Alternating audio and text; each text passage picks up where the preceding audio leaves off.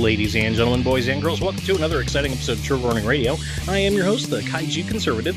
So there's been some speculation as to what format the Democrat convention is going to take this summer. Originally, it was supposed to be happening in Milwaukee in July. Of course, that got pushed back into August due to Chinese coronavirus concerns. Been up since about 2 a.m. this morning, so it's going to be rough. So, but just bear with me; we'll get through it together. The Republicans, of course, are having their convention in Jacksonville, and they're going to be instituting measures to protect against Chinese coronavirus, social distancing, temperature checks, the whole 9 yards. Well, Democrats on Wednesday evening made an announcement that essentially said that in-person convention in Milwaukee, they're going to be holding a virtual convention based out of Milwaukee. So nothing in person for the Democrats. The delegates, the DNC delegates, have been told to get ready to conduct their business from home, and there's going to be a series of virtual events instead of actual live in-person events for the Democrat convention. And Joe Biden, the presumptive Democrat nominee, is going to accept the nomination for the Democrat Party, officially accept the nomination for the Democrat Party candidate for president from his basement in Delaware. And he's going to do that live, maybe, depends on how badly the dementia hits him at that point. And of course, Joe has spent much of the last couple of months in his basement in Delaware, only very rarely emerging for these very anemic events that maybe have a couple dozen people at them. I think the last event that he was at was 24 reporters and local officials somewhere in Delaware, where the Joe Biden's events are. Of course, he does all these streams and all of these Skype interviews with these various mainstream media outlets that just are complete disasters because Joe Biden can't hold a thought in his head for more than 5 seconds. Now, this virtual convention business, I think, it's important because it tells us 100% for certain that Joe Biden is in fact going to be the nominee for the Democrat Party for the 2020 general election. There's been an insane amount of speculation that somebody somewhere, maybe somebody we don't even know about, Andrew Cuomo was talked about, Gavin Newsom's been talked about as potentially riding in to save the Democrat Party from the scourge of Joementia. But I think with this announcement that we are in fact going to see a virtual convention for the Democrats, I think that right there kind of clinches the nomination for Joe Biden. There's not going to be any white knight. That's probably racist, but yeah, whatever.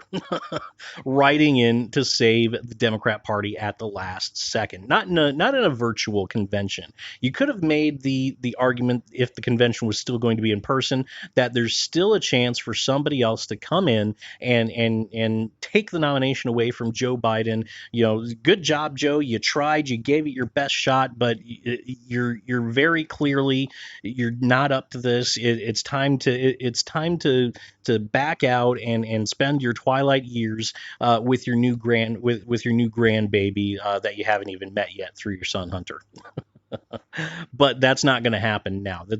You're not going to find any Democrat that is going to be willing to steal the nomination away from Joe Biden in a virtual convention. Because you don't get the accolades with a virtual convention. You don't get the big speech in front of the roaring crowd in the stadium. You don't get the balloons coming down like Hillary Clinton did when it was her turn in 2016. You don't get the pomp and circumstance. You don't get the TV interviews as you come off the stage and your heart's just pounding and you're just so filled with love and patriotic zeal for this country that you're going to remake into the United Socialist States of America. You're not going to get that in a virtual convention. And as such, none of these big names that have been bandied about, especially not Michelle Obama, none of them are going to come in and swoop down and save the Democrat Party from not only Joementia, but the scourge of Orange Man bad. I've said this many times, but I think the Democrat Party is kind of resigned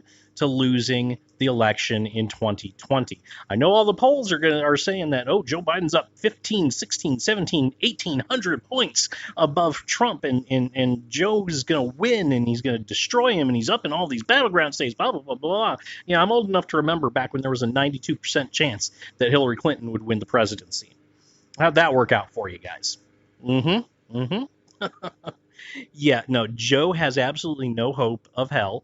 They've already canceled one of the 3 debates that Joe agreed to. The university that was going to have it, I think it was the University of Ohio, if I remember correctly. Somebody out there can correct me if I'm wrong. But they've already canceled their debate because of the Chinese coronavirus. I think we're going to see the other 2 venues cancel as well. I don't think we're going to see any debate between Joementia and Donald Trump, because Donald Trump will destroy him to the point where it's not even going to be fun to watch. It's going to be, you know, like that scene in The Simpsons where Homer tackles the he's playing Krusty the Clown. He's a Krusty the Clown double. He's at an opening for a new Krusty Burger, and the Krusty Burglar, the Krusty Burger equivalent of the Hamburglar, comes in, tries to steal the burgers, and he just tackles this guy and beats the ever-loving shit out of him, and all the kids are standing around aghast, and one kid is crying, "Stop, stop, he's already dead." That's what a Trump Biden debate would look like, and I don't think we're gonna. That's why I don't think we're gonna see any Trump Biden debate now. Joementia has zero hope in hell of winning the presidency in 2020, and I think the Democrats are resigned to that. I think this is their Mitt Romney. This is their moment. They're going to lose gracefully, and they're going to try and come back stronger than ever in 2024. Of course, in 2024, they're going to be running against Donald Trump Jr., and the whole cycle is going to start all over again. Anyway, I'm going to go ahead and leave this video right here for now. Let me know what you think about all this in the comment section below. As always, subscribe to my channel. Both of those things help me out quite a bit, and I will see you all next time.